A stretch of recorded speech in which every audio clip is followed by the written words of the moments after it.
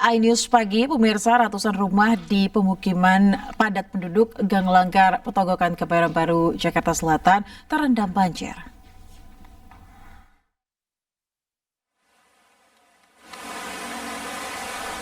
Sebanyak 15 RT di RW 03 terdampak banjir akibat hujan deras yang mengguyur Jakarta sejak sore hingga malam. Ketinggian banjir setinggi 50 cm hingga 1,5 meter. Warga masih bertahan di lantai 2 rumah mereka hingga menunggu surut. Petugas juga menyiapkan tempat pengungsian dan perahu karet untuk mengevakuasi warga.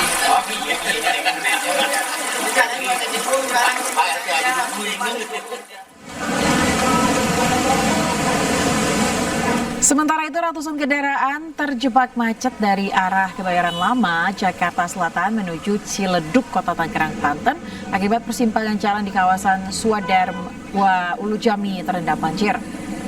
Ruas jalan terendam luapan kali keuangan akibat hujan deras sejak Selasa sore hingga malam.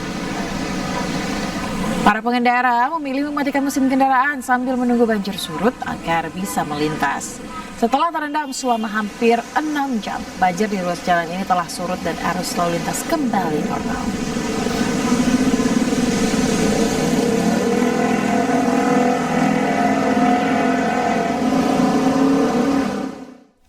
Pemirsa, hujan yang mengguyur wilayah Kota Tangerang sejak Selasa sore hingga malam hari membuat sejumlah ruas jalan terendam banjir. Banjir juga merendam jalan protokol di Kota Rangkas Bitung, Kabupaten Lebak, Banten akibat hujan lebat.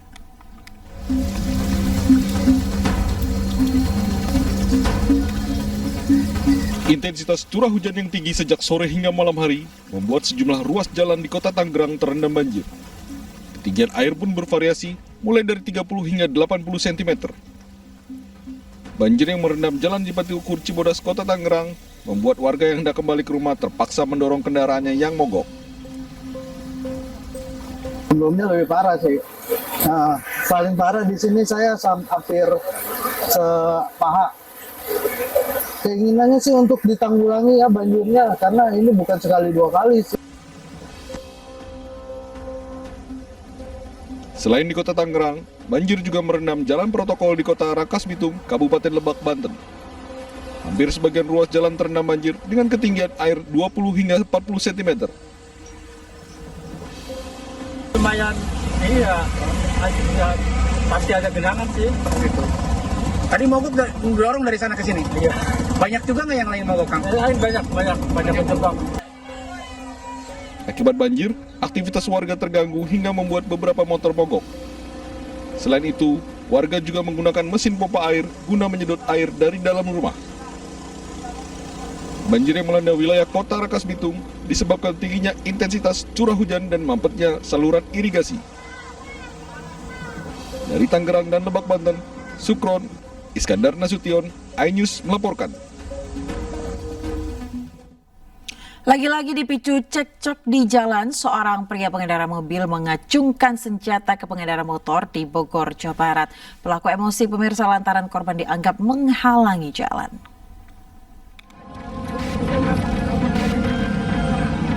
Seorang pria pengendara mobil mengacungkan senjata api jenis airsoft gun ke pengendara sepeda motor di Jalan Soleh Iskandar, Bogor, Jawa Barat.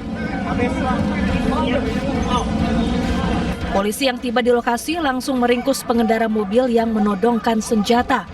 Sebelum mengacungkan senjata, pria asal Jakarta ini cekcok dan adu mulut dengan pengendara motor. Pelaku mengaku tak terima korban menghalangi jalan. Posisi dari driver ini mengacungkan seperti senjata api atau handgun.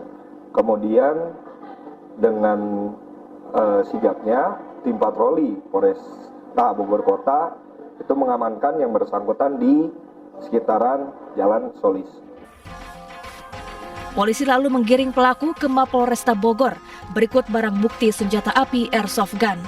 Atas perbuatannya, pelaku terancam hukuman 5 tahun penjara. Dari Bogor, Jawa Barat, Andi Firmansyah, iNews melaporkan. Diduga akibat keracunan, pemirsa, 2 pekerja cuci mobil meninggal dunia dan 3 pekerja lainnya dirawat di rumah sakit setelah mencuci bagian dalam tangki sebuah truk di Sidoarjo, Jawa Timur. Polisi masih menyelidiki penyebab kematian korban.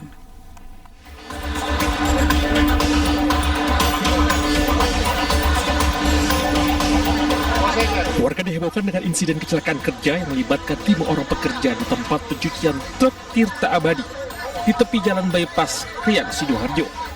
2 dari 5 pekerja meninggal dunia, sementara 3 pekerja lainnya dirawat di rumah sakit karena diduga keracunan setelah mencuci bagian dalam tangki sebuah truk di tempat pencucian truk. Awalnya ada 1 pekerja yang masuk ke dalam tangki truk karena mengalami sesak nafas. Yang bersangkutan minta tolong ke rekannya di luar tangki. Kemudian rekan lainnya menolong ke dalam tangki. Ironisnya dari 5 orang pencuci truk yang masuk dalam tangki, semuanya alami sesak nafas. Akhirnya evakuasi warga dibantu petugas damkar ke rumah sakit. Dari 5 pekerja itu, 2 orang meninggal dunia dan telah dimakamkan.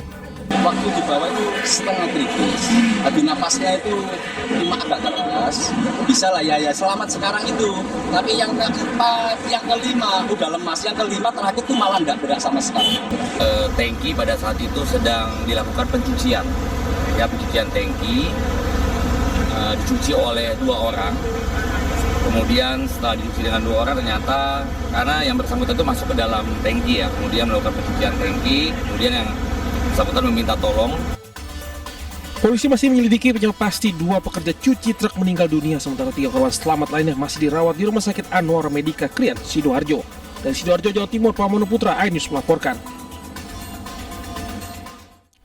Sebuah bus yang mengangkut rombongan kondangan, pemirsa, mengalami kecelakaan tunggal di Jalan Raya Desa Bandung, Kabupaten Batang, Jawa Tengah pada Selasa sore. Tak ada korban jiwa dalam kejadian ini, namun puluhan penumpang terluka ringan.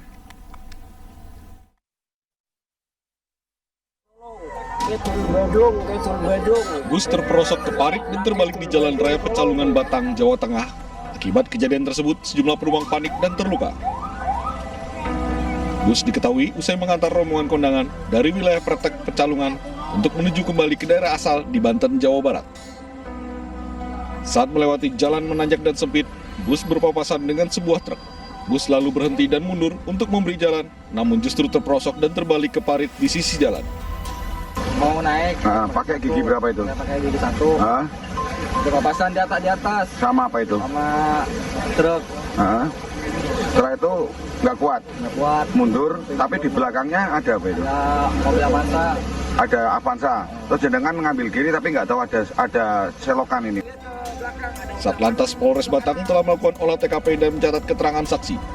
Petugas sudah mengevakuasi kendaraan dan mengamankan lokasi kecelakaan. Dari Batang, Jawa Tengah, Suryono Soekarno, iNews melaporkan. Pemirsa, warga Banjarmasin, Kalimantan Selatan yang baru membeli rumah dikejutkan dengan keberadaan seorang bocah perempuan di gudang rumahnya. Diduga korban dianiaya, ditelantarkan, dan ditinggalkan ayahnya hingga tubuhnya lemas.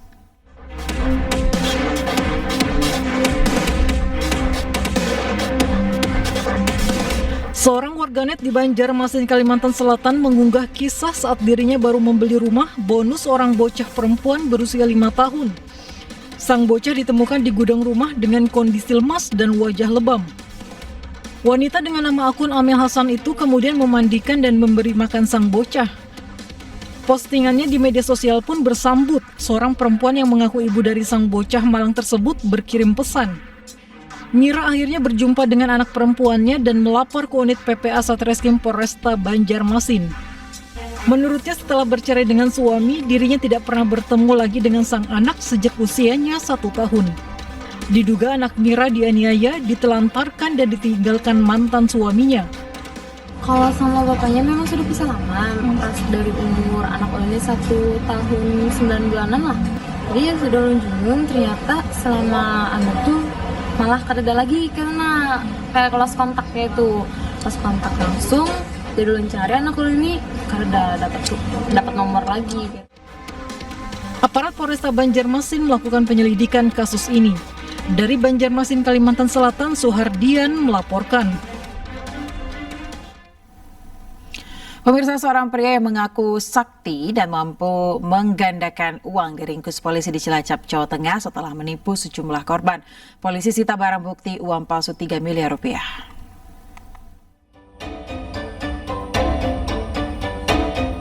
Satuan Reserse Polresta Cilacap dan Polsek Roya Cilacap, Jawa Tengah menangkap seorang pria parubaya berinisial EP setelah diduga menipu dengan modus penggandaan uang. Polisi juga mengamankan uang palsu sebanyak 3 miliar rupiah yang disimpan di koper. Dalam aksinya pelaku memperdaya korban dengan iming-iming menggandakan uang dengan syarat korban menyerahkan sejumlah uang. Aksi penipuan EP terbongkar ketika seorang warga Palembang menyerahkan uang asli sebesar 180 juta rupiah, namun uang hasil penggandaan sebesar 280 juta rupiah ternyata palsu. Kepada polisi, pelaku mengaku mendapatkan uang palsu dari Yogyakarta. Kemudian tidak lama setelah menyerahkan, yang bersangkutan bergegas pergi. Ya, begitu melihat ada kejanggalan dari hal tersebut, istrinya kemudian bersama korban memeriksa uang tersebut. Begitu dibuka, 4 lembar tumpukan atas pertama itu uang asli. Ya, kemudian di bawahnya ternyata uang palsu. Untuk mempertanggungjawabkan perbuatannya, tersangka dijerat Undang-Undang tentang Mata Uang serta pasal tentang penipuan dengan ancaman hukuman paling lama 10 tahun dan denda 10 miliar rupiah. Dari Cilacap, Jawa Tengah, Heri Susanto, iNews melaporkan. Diduga ijazah Presiden ke-7 Republik Indonesia Jokowi merupakan ijazah yang dicetak ulang pada 2012. Informasi selengkapnya sesaat lagi, pemirsa, tetaplah bersama kami.